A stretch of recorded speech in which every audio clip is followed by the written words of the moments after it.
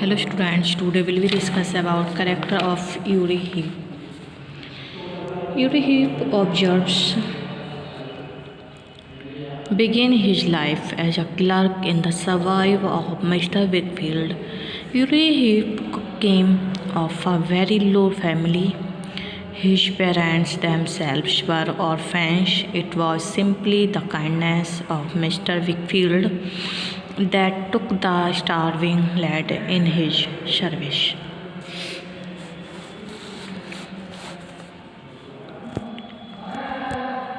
First, rather foxy in appearance.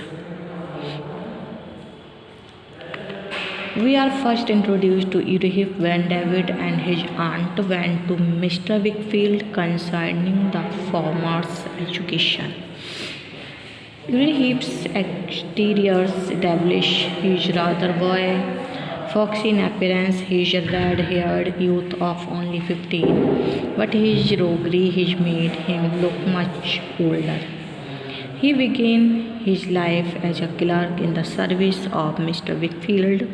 Uri Heep came of a very low family. His parents themselves were orphans. It was simply the kindness of Mr. Wickfield that took the starving lad in his service. Next, intelligence and untiring industry. Uri Heep and intelligence and untiring industry. He employed these two virtues in the wrong way for his self-aggrandizement. He took advantage of a certain morbidity in his master's mind. The grief of his wife's death and the anxiety for his daughter's future fell heavily upon Mr. Wickfield. He had grown despondent and shaky.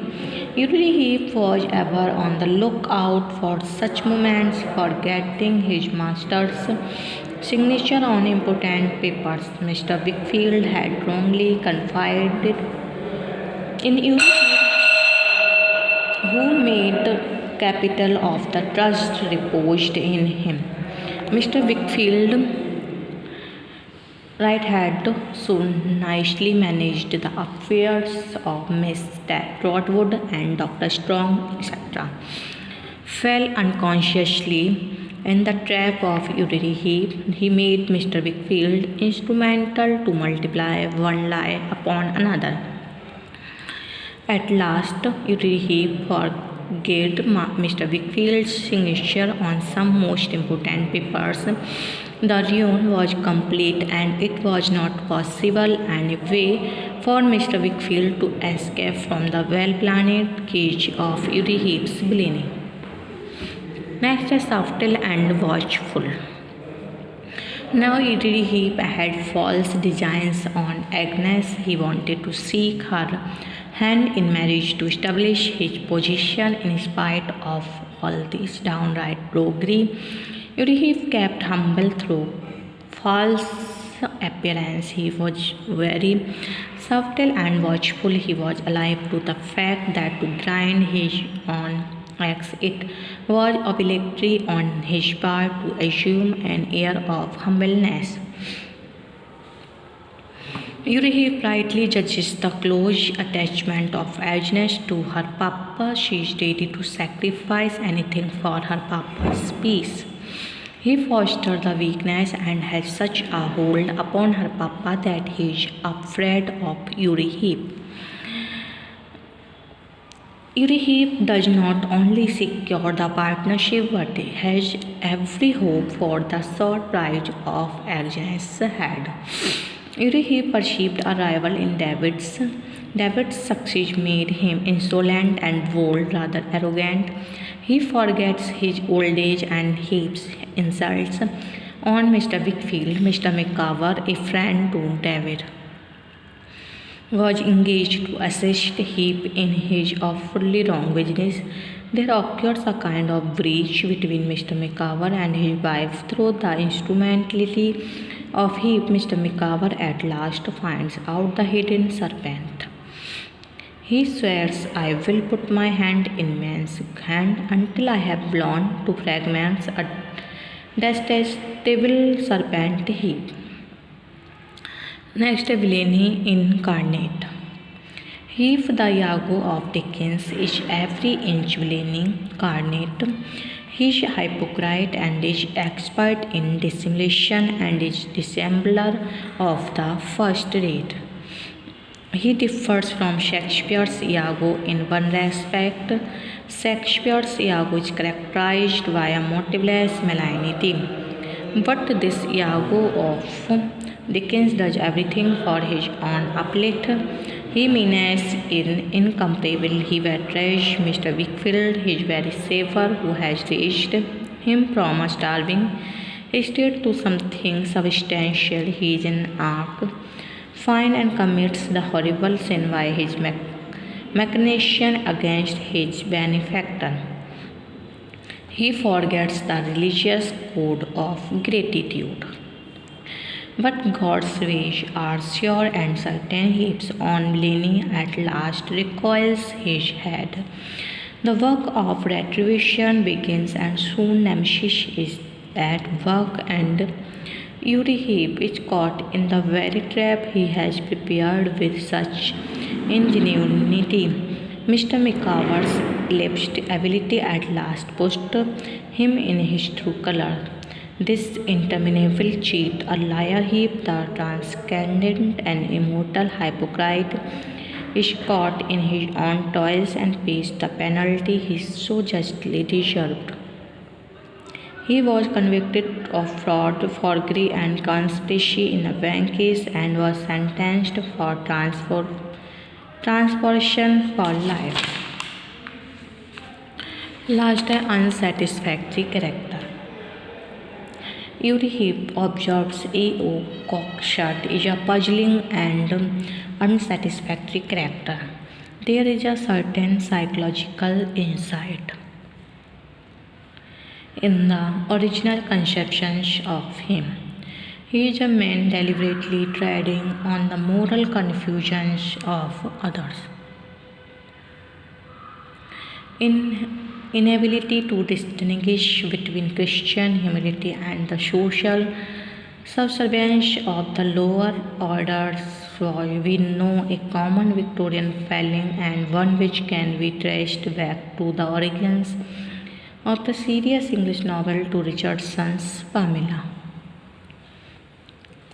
It is credible that a clever rough, starting with every social handicap as a charity boy, should quickly detect this blind spot in the society around him and tread on it. But his repellent physical nature is unfairly overstressed and treated as it were a moral failing. His damp, sweety palm is not merely like so many physical details in Dickens.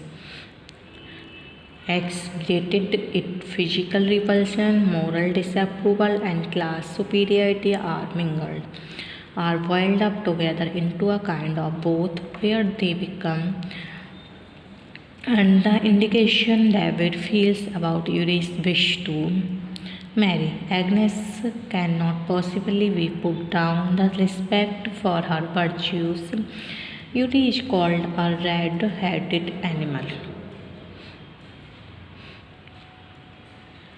so as to exploit the cheap horror of possible sexual violation of the pure maiden. Here, in the midst of reading an important work of a very great novelist, we are astonished to find ourselves in the world of murder in the cathedral. But worse, because Dickens lacks the redeeming naivety of such works.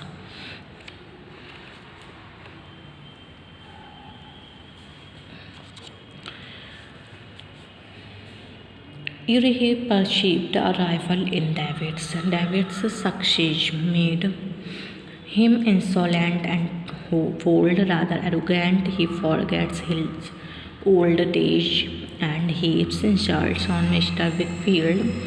Mr. Micawber, a friend to David, was engaged to assist him in his fully wrong business. There occurs a kind of breach between Mr. Micawber and his life through his instrumentality of him. Mr. Micawber at last finds out the hidden serpent. He swears, I will put my hand in man's hand until I have blown to fragments a detestable serpent heap.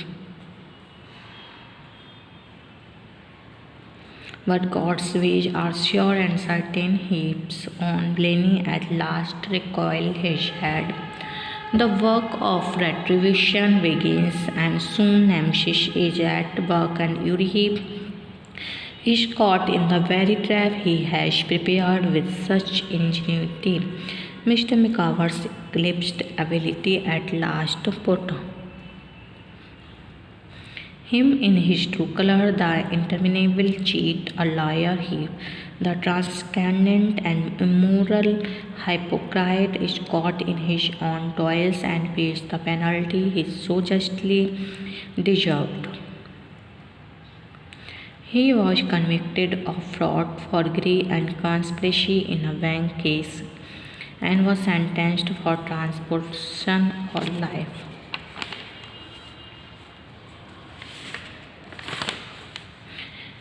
Heath the Iago of Dickens is every inch villainy incarnate. He is a hypocrite and is expert in a dissembler of first rate. Okay. He differs from Shakespeare's Iago in one respect. Shakespeare's Iago is characterized by a motiveless malignity.